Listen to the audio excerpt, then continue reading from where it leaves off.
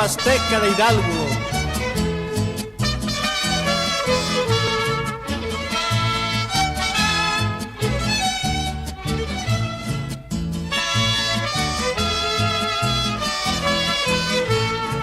Una flor que no se seca y que su aroma condensa, es mi querida huasteca y esa huasteca hidalguense, bajo un sol que abraza. Buenos días, personas que nos hacen el favor de sintonizarse. En esta ocasión tenemos como invitado de honor en el Jacal del Indio Altamirano a una persona que yo considero que es el historiador más veraz que hay aquí en la localidad, posiblemente en la región. Me refiero a Román Martínez Flores, quien ha hecho investigaciones desde la edad de 12 años en torno al tema que ahora vamos a tratar, a la historia de Antonio Reyes Cabrera del Tordo, ya que está próxima su conmemoración, que es el próximo 21 de mayo. Y pues vamos a tratar temas de carácter veraz. Dicen que la historia oficial no se puede cambiar, pero hay pasajes de la historia que son unas verdaderas fábulas. Por ejemplo, en la conquista, que dicen que Hernán Cortés, cuando fue derrotado en Tenochtitlan, salió huyendo y se sentó a llorar su derrota en un árbol de un pueblo que se llamaba Popotla, que le llaman el árbol de la noche triste. Y también se dice que a Moctezuma lo mataron sus propias huestes por considerarlo traidor, cosa que después pues se ha comprobado que Hernán Cortés, pues por venir en fuga, no tuvo tiempo de sentarse a llorar, y él mismo ordenó la muerte del cacique antes de abandonar la ciudad. Por esa razón presento a Román Martínez Flores. Bienvenido, Román. Muchas gracias. Y la primera pregunta que considero hacerte es esta: ¿se puede cambiar la historia oficial? Bueno, primero agradecer a ti y a tu equipo la gentileza de tus palabras. La historia oficial se puede cambiar siempre, en cualquier momento, y el que la quiera cambiar. Lo que no se puede cambiar es la historia real, porque el viejo adagio ese de que no se puede tapar el sol con un dedo. Y como decía el profesor muy distinguido de aquí de Tutla, Saúl Rivera, han de pasar 100 años, pero nos hemos de enterar lo que realmente pasó. ¿Sí? En cuanto al tordo, Antonio Reyes, no se ha escrito nada. Hay nada más la parte oficial de dos escritores, uno muy connotado de San Luis que se llamaba Joaquín Mir, y otro, un abogado muy prominente de Pachuca que se llamaba Isaac Piña Pérez. Pero eran hojitas, eran 2 páginas, donde nada más nos decían lo que había sucedido aquí con los franceses, y siempre nos citaban que fueron poquitos los que pelearon con el ejército, con el mejor ejército del mundo, etc.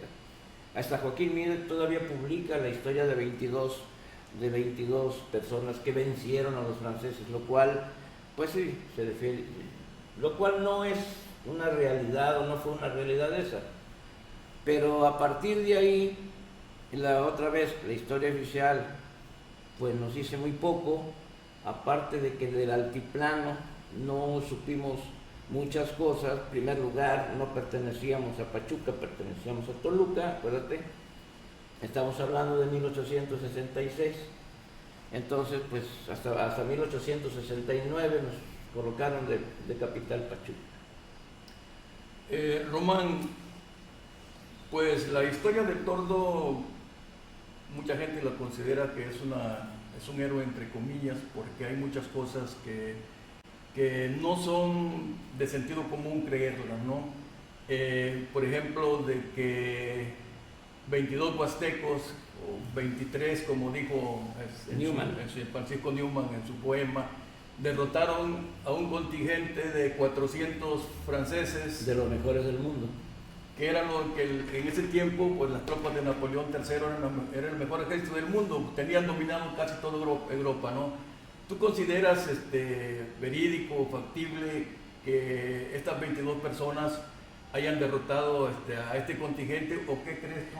¿Qué es lo que has investigado? Hasta en la obviedad y en la lógica de eso no se puede creer. Antes de hablar de los luchadores del Tordo en el 66, no podemos dejar de recordar que en 1829, la batalla de Aldonegui en Tampico, cuando los españoles quisieron reconquistar México, 2 años después de consumada la independencia, a los 2 años regresan los españoles, viene al frente un tal general Barradas, por primera vez llegan a México barcos acorazados, bombarderos y fragatas de metal, ya no llegaron los barcos de madera. Entonces, en esa batalla del Cerro de Aldonegui participó un grupo de huejutlenses y se dice que fue de los más distinguidos en la batalla, que no entró, por eso no entró a España.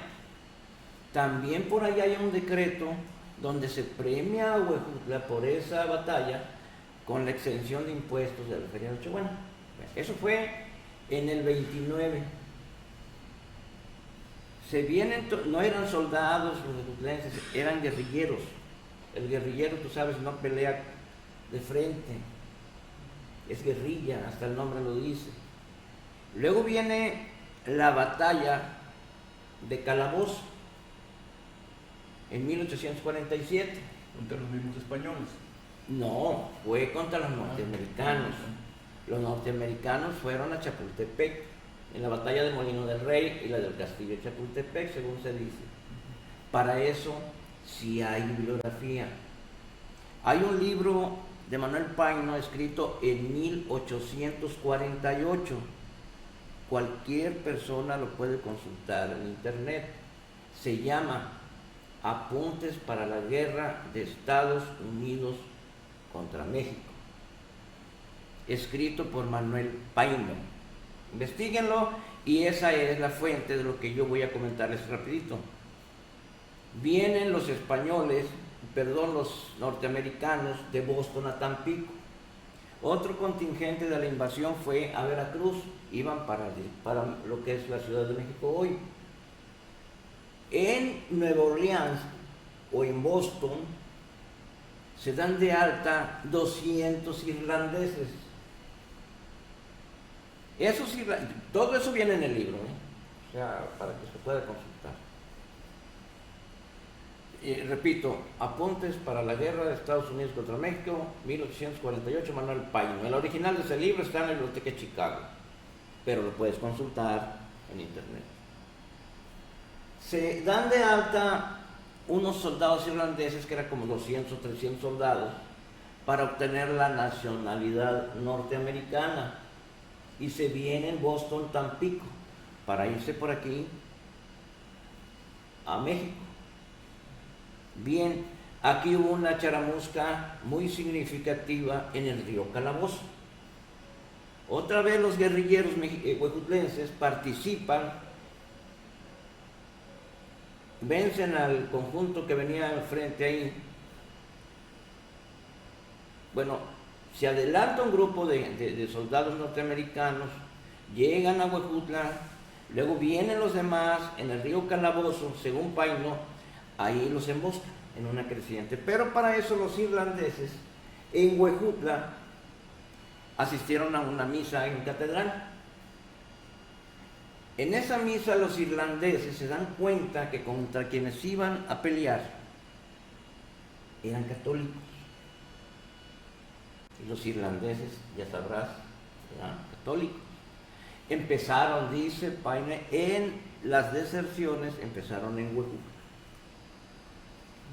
Hay una película muy significativa que se llama El Batallón de San Patricio. Por ahí sale una actriz mexicana, Daniela Romo.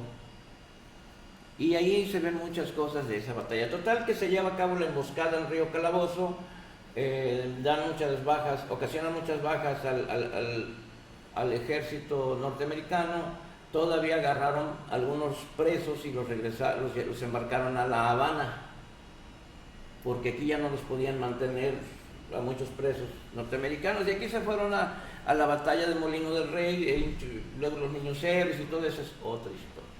Eso fue en 1847 y pueden consultar.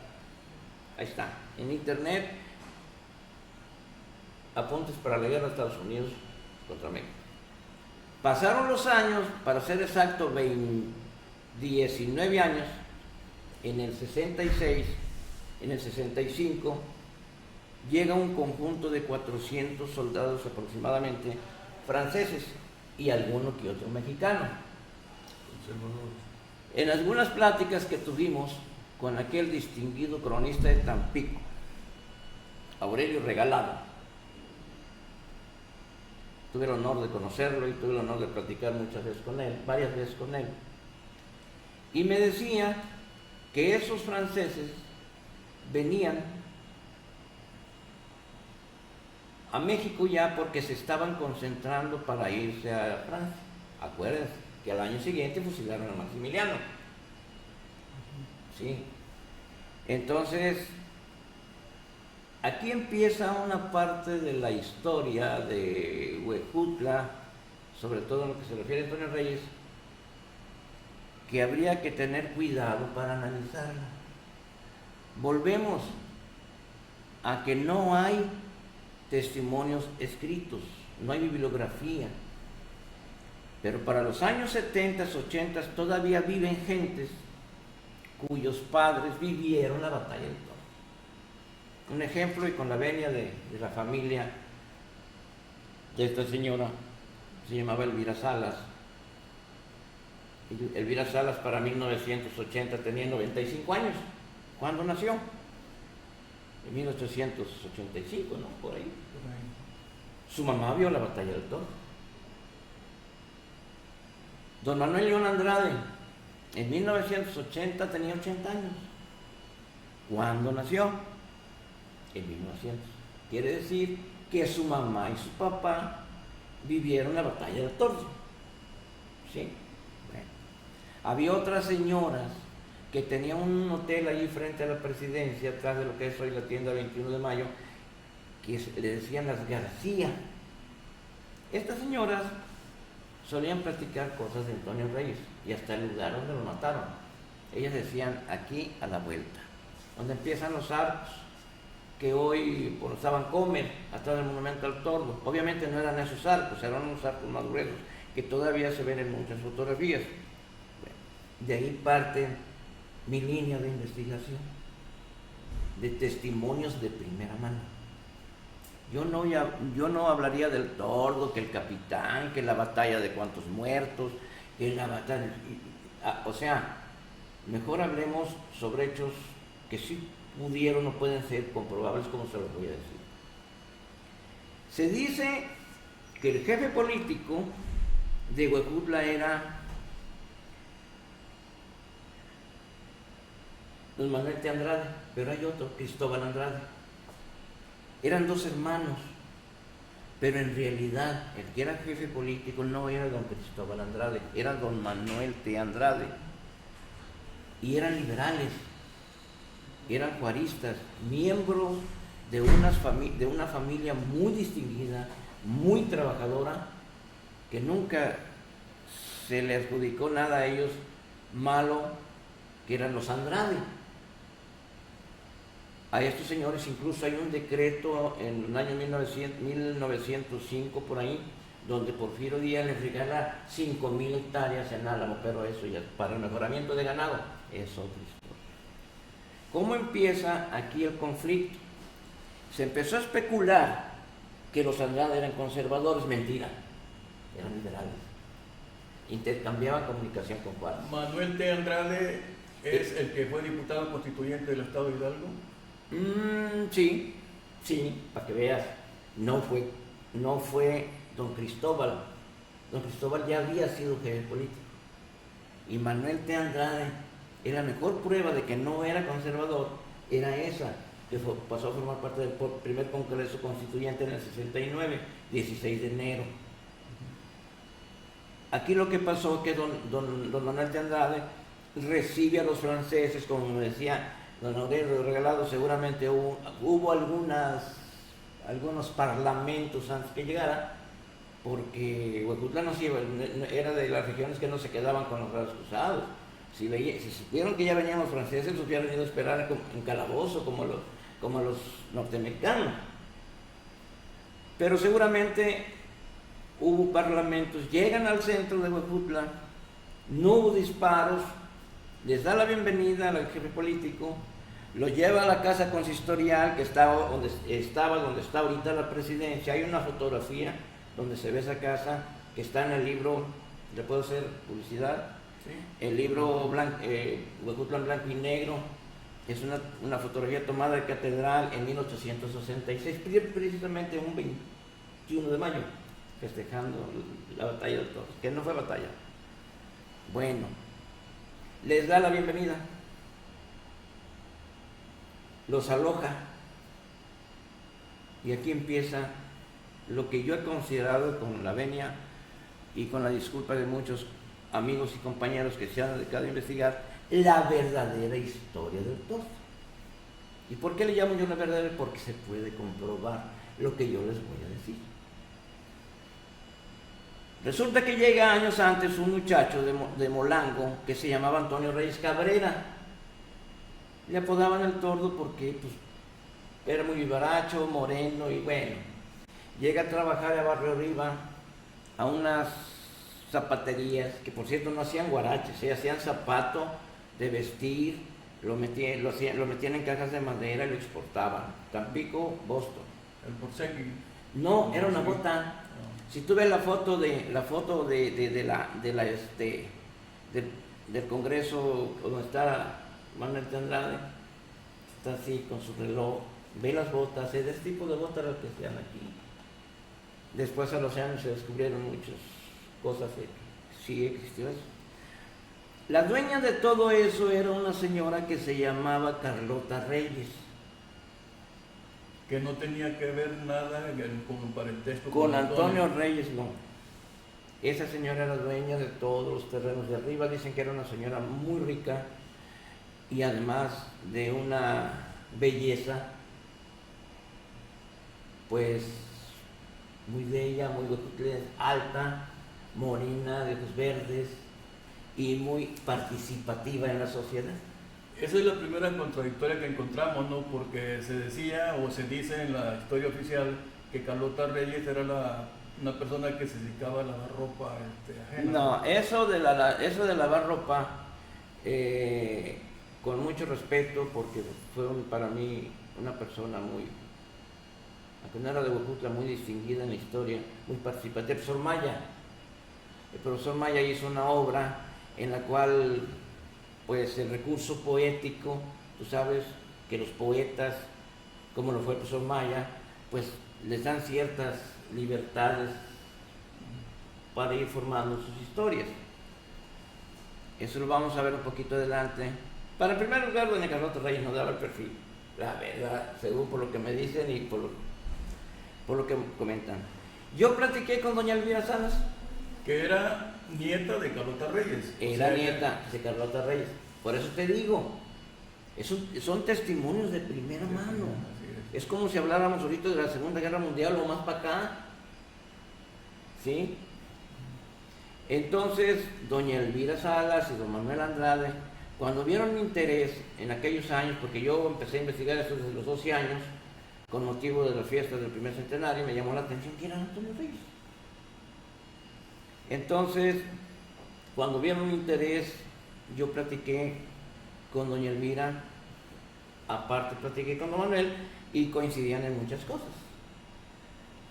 La verdadera historia, según mi apreciación, y con la venia y el respeto, como ya lo dije, fue que Antonio Reyes tiene un romance con una sobrina de don Manuel de Andrade. Sí, y como me decía don Manuel Andrade, no debió haber sido cualquier muchacha. Digo, ¿por qué, don Manuel?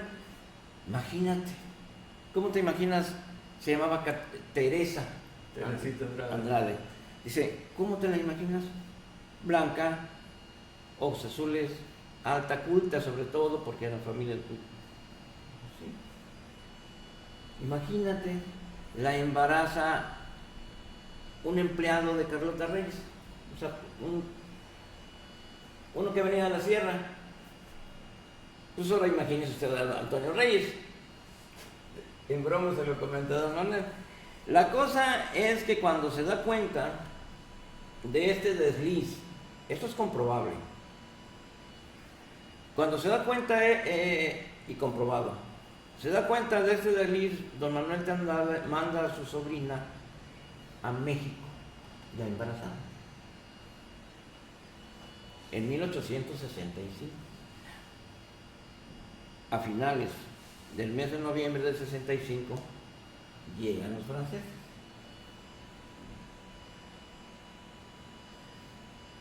Según don Aurelio Regalado, que ya los estaban esperando en México a los franceses, no partieron luego de aquí, seguramente por razones climatológicas. ¿Te acuerdas?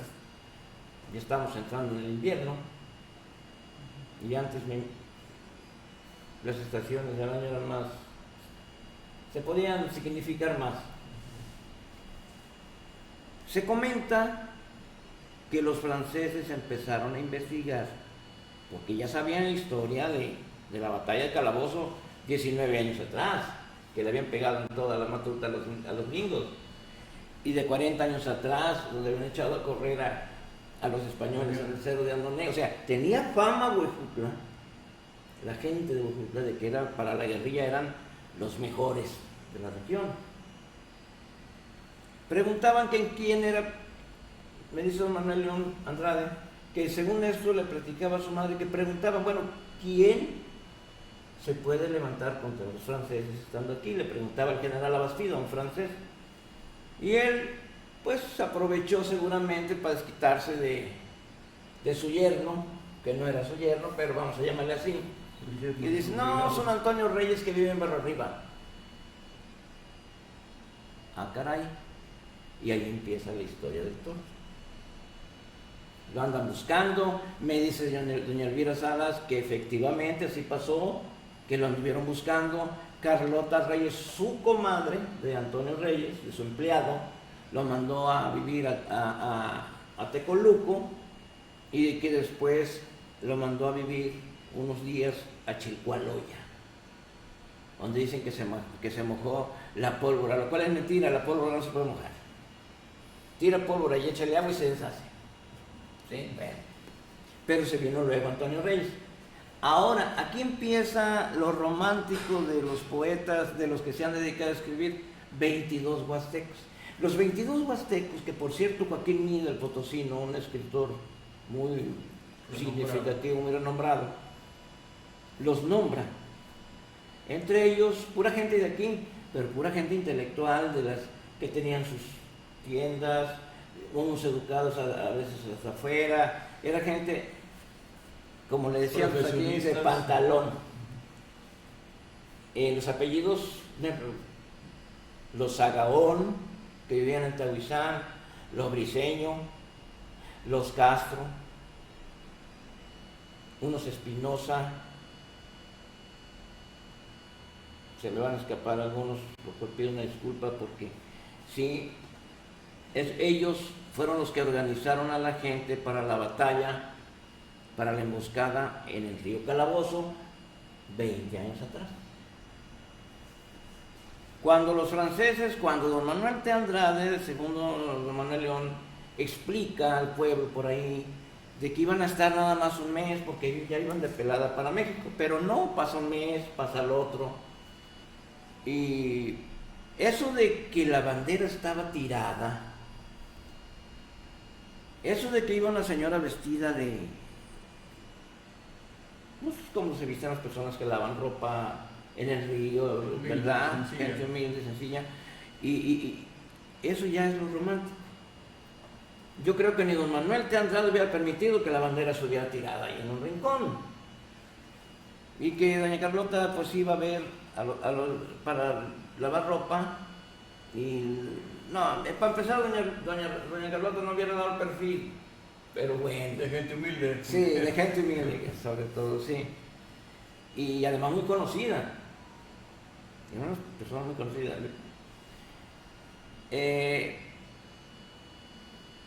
La cosa es que estos 23, 22 empiezan a organizar otra vez a los guerrilleros, a los que habían ganado en Andonegui, a los que habían ganado en Calabozo. Y pasan los meses, pasan uno, pasan dos. Antonio Reyes para eso ya anda huyendo por Chicualoya, ya anda huyendo por Tecoluco y no aparecía en escena. La gente se amotinaba y le preguntaba a don Manuel, oiga, ¿y estos cuates qué? Ya llevan 4 meses, ya llevan 3 meses. No, que ya se iban de pelada. Me imagino que no aguantó ya tanta presión y le dijo a los franceses que se fueran. Y también me imagino que los franceses ya se habían engallado, porque eran, acuérdate, un ejército muy poderoso. Muy poderoso. Y bueno, pues entonces se trama el famoso asalto a la casa consistorial y había que correr a los franceses. Y aquí está la historia de la batalla del Toz. Que no hubo tal. No hubo tal. Pero ¿por qué Antonio Reyes está en la historia muy gallón? Porque hizo el acto, si es que se les puede llamar valiente. Joaquín Miguel en su libro dice que cuando los franceses se iban a ir, les hicieron valla para bajar ahí por rumbo a El Chinguiñoso, rumbo a Tecoluco. Les hicieron valla aquí en el centro para que salieran ahí de la casa donde está la presidencia ahora. Al último se quedaron los dos que venían al mando, un general francés de apellido Labastida y un coronel mexicano de apellido Ramírez. Entonces, dice Joaquín Mir en su libro que delante de Manuel de Andrade y todos esos, en esa tarde, porque fue de tarde, según esto, le hicieron gritar ¡Viva la República! Y él gritó ¡Viva la República! Ramírez, el mexicano, el conservador. Lo dejaron ir y ahí va atrás de los franceses. Y se queda el último, el general Labastida, el francés. Y le dicen, grite ¡Viva la República! Y este señor, pero para eso la gente estaba cerca, estaban las famosas tienditas ya puestas del café, porque ya estaba anocheciendo. Y bueno, pues por ahí anda Antonio Reyes con un amigo, cerquita. Joaquín Mir dice que le dijeron al francés, grite, ¡Viva la República! Y el francés dijo, ¡Viva el Imperio! Entonces, una persona que andaba por ahí agarró un cuchillo y se lo encajó y lo mató. Eso dice Joaquín Mir. Lo que le platicaron a una señora que vio la batalla, como es doña Elvira, o como un señor que su papá y su mamá vio la batalla, como era don Manuel Andrade, León Andrade, no fue así.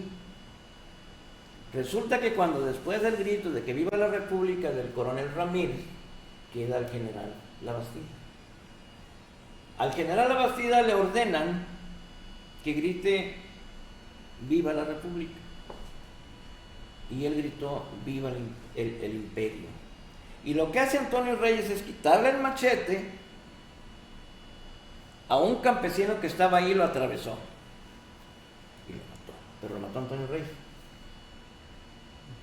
La noche, o sea, la tarde que llegaron, más bien en la noche que llegaron al asalto del consistorial, nada más mataron a los 2 centinelas. Cuando los franceses quieren salir a la calle, pues no podían ni caminar de miles y miles de gente. Y luego tirando cohetes, imagínate qué deben pensado los... ¿Esta gente de dónde? Eran campesinos. Campesinos. Organizados por esas gentes que te digo. Okay. Y mucha gente de esos habían participado, tanto en Andonegui como en la batalla de Calabozo. Eran guerrilleros, eran buenos para la guerrilla. Eran inteligentes. Sí, entonces Pues ya los franceses no les quedó otra más que negociar su salida, los dejaron ir. Se viene el episodio de la muerte del general Labastida, que en realidad fue Antonio Reyes el que lo atravesó, no con un cuchillo, sino con un machete. En eso, Antonio Reyes, con su taza de café, se va y se para con un amigo. Esto lo platicaba la señora García, me comentan, yo no tuve el gusto de conocerlos. Se paran atrás del primer arco. Si has visto las fotografías, son unos muros. Ahí se paró. No cayó Antonio Reyes donde está el monumento. Cayó atrás del primer arco. Claro, a unos 20 metros, 30 metros. Decía, me platicaba doña Elvira Salas que cuando se escuchó el primer balazo, pegó arriba de la cabeza de Antonio Reyes. El segundo balazo le pegó en el cuello. Y ahí cayó. Ahora, otra parte de la historia. ¿Quién lo mató? Unos que los Andrade. Otro que no lo mató nadie. Bueno, la cosa es que allí donde está una paletería, un lado de la Presidencia, lo puedo decir, Tocumbo, hay en la entrada del edificio. Todo eso era una casa de la familia Andrade. De don Manuel. De don Manuel. Completamente. Sí. Y tenía ahí una caballeriza. Esa caballeriza tenía una ventanita para oxigenar la caballeriza. Si tú vas aquí a un hotel que está por aquí, por la calle Nicanor Castillo, vas a ver todavía esa fotografía donde está la casa y se ve la ventanita. De ahí le jalaron 2 balazos. Si tú te paras abajo del primer arco y ves la entrada al edificio que te digo, donde estaba la ventanita, pues te das escalofrío porque es un tiro franco de 50 y tantos metros. ¿Y quién fue el que perpetró esos? Ahí se dice que después del balazo, cuando todos empieza seguramente el griterío, hubo quien vio salir de la caballeriza a un conocido huautitlense, a caballo. Esta persona sospecharon más de él porque vivía en la entrada de Tahuizán, exactamente donde vivió después el señor Eufrosino Salazar. Ahí enfrente, a la mano derecha, donde estaba una taquería, entrando al puente de Tahuizán, ahí era el basurero del pueblo. Y a la izquierda estaba, del otro lado del puente, del otro lado de ahí la calle, está un sanatorio nuevo, grande, y en la entrada del puente de Tahuizán, a la izquierda, donde vivía don Eufrosino, ahí vivió una persona que ya después nunca en su vida trabajó, me platicaba doña Elvira. No trabajó, siempre vivió pensionado por esta familia Andrade. Se llamaba, le decían, el Cuacho de la Rosa. Nada más que el nombre se me escapa ahorita, de Joaquín Mir, creo que era Pancho de la Rosa. Pero me decía doña Elvira que le decían el Cuacho. Y que se supone que le pagaron para que de la ventana esa le jalaran un balazo a esta persona. No fue como dicen muchos, que desde la ventana que da a la plaza. Imagínate. Y ese señor de la Rosa, vivió muchos años, el resto de su vida ahí sin trabajar. Hasta ahí es la historia de la famosa batalla. Ahora bien, si vamos otra vez, un poquito atrás, de que esto parece más una historia de amor que una historia bélica. Cuando se llevan a esta señora, dice don Manuel, sobrino de esta señora, de Teresa, se la llevan embarazada a México. Estando en México, da a luz al hijo de Antonio Reyes. Me dice don Manuel León que el niño murió a los 8 años de edad y que la mamá se lo trajo a los 20 años, porque así decía la ley, lo podía exhumar allá y volverlo a entrar. lo trajo y lo sepultó a 1 metro, 1,5 metros de la tumba de Antonio Reyes. Estaba el obelisco. ¿Cómo se llamaba este niño? Me dice don Manuel, ve, busca esa lápida, es una lápida de un niño, y ahí vas a encontrar una prueba. Por eso yo me he ido más a esta prueba, a esta teoría, que a las otras. Le voy a decir por qué. Cuando yo llego a tal obelisco, el primero, en el centro del panteón, busco a un lado que está una tumba, tiene una lápida corta de un niño, abajo es de piedra, y para poder leerla le tuvimos que raspar con ayates y luego echarle pintura porque era de bajo relieve. Le echamos pintura azul y nos vamos encontrando que esta lápida decía: el niño José Antonio Reyes Andrade. Interesante. ¿Sí? A la edad de 10 años de edad, o sea, ya no son los 8 que me dijo don Manuel, pero bueno, 2 años. Dice, a la edad de 10 años, algo así decía. El niño José Antonio Reyes Andrade, a la edad de 10 años, México, algo así decía. Yo espero que esa lápida todavía esté, porque ahí, ahorita en el panteón, pues no sé cuántas modificaciones han hecho. Y además sé que nadie lo reclamaba, pero doña Teresa Andrade trajo a su hijo y al hijo del todo sepultarlo ahí. Por tal motivo, entonces yo me inclino más por esa teoría. Primero, no hubo batalla. Segundo, los agarraron a pedradas en la salida y a pedradas en Tlalnepantla, porque en Tlalnepantla tampoco hubo batalla. Los agarraron a pedradas de un cerro. Por cierto, le llaman el Cerro de los Franceses. Hubo una charamusca, pero ahí hasta abandonados dejaron los cañones que están aquí en el monumento. Pues eso es lo que se ha investigado, lo que yo investigué a lo largo de más, 40 años, no sé. Y con personas allegadas, Con personas, a personajes, ¿no? A personas cuyo testimonio es de primera mano. Como es la nieta de doña Carlota Reyes. Sí. Carlota Reyes, por cierto, se casó con un señor que se llamaba Emilio Salas, que venía de San Fernando, Tamaulipas. Era colonche, de los que traían muladas a vender. Ya venían muladas desde el siglo XIX. Y tengo también en la bibliografía, que no logró llevarse el río, unas cartas de doña Carlota que le mandaba a su hijo Emilio Salas Reyes a San Fernando, donde le decía que no se preocupara por sus gallos de pelea, que aquí está, etcétera, etcétera. Pero doña Carlota Reyes fue una persona muy participativa en la sociedad. Por ahí te vas a encontrar unas actas de nacimiento donde ella participaba como testigo y bueno, Antonio Reyes, pues no creo que hayamos estado faltos de héroes, ni antes ni ahora aquí en Huejutla, pero sí le guardaron ese respeto de que fue el único que realmente se rebeló contra los franceses. Entonces, concretamente, lo que sucedió el 21 de mayo de 1866 en la plaza ahora llamada 21 de mayo, ¿fue el epílogo o la venganza de una historia de amor? No propiamente, pero de hecho lo fue.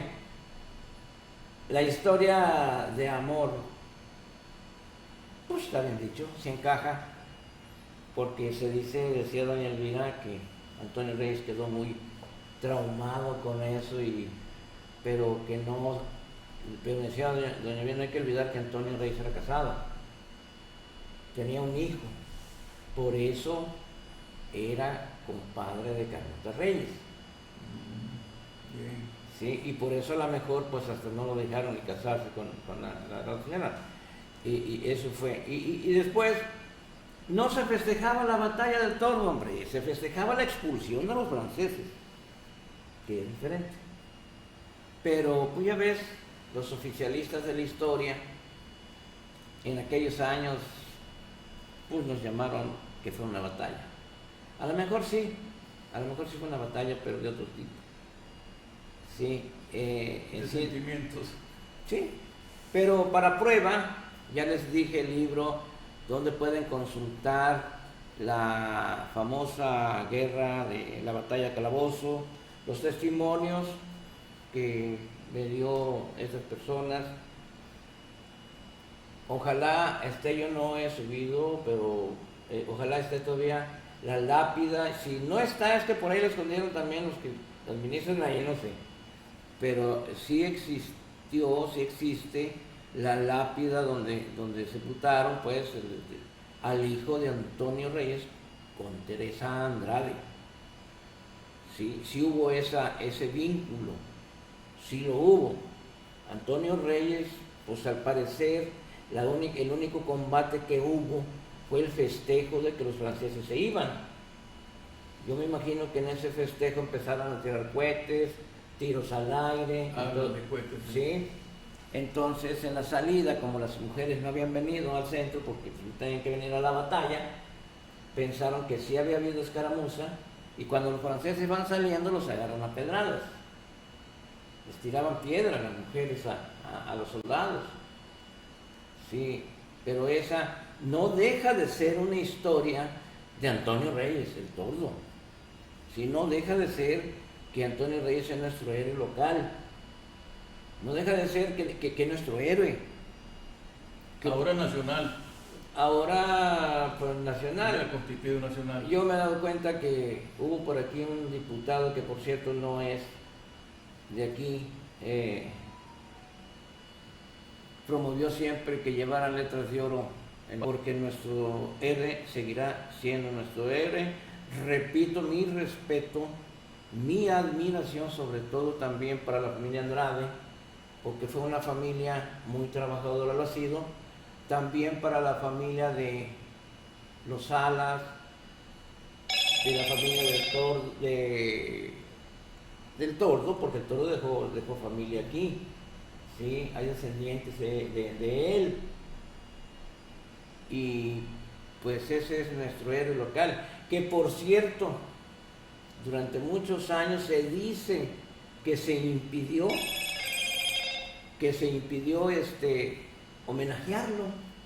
Yo creo que sí, porque el primer monumento al Tordo se hizo en 1943, fue cuando se declaró Huejutla de Reyes, pero hoy estamos muy identificados con nuestro héroe. Pues muy interesante la historia.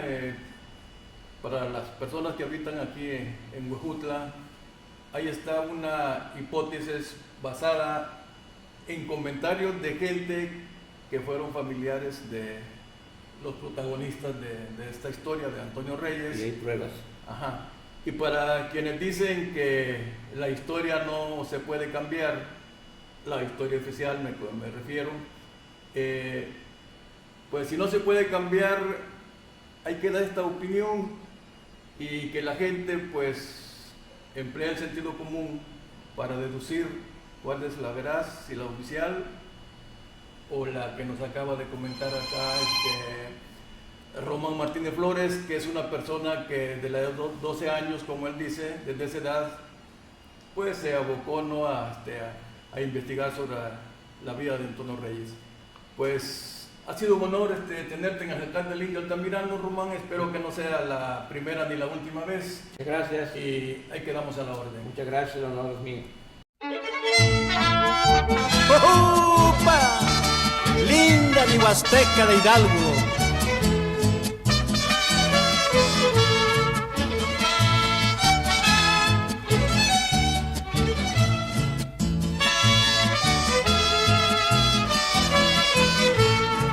Una flor que no se seca y que su aroma condensa es mi querida Huasteca, y esa Huasteca hidalguense bajo un sol que abraza.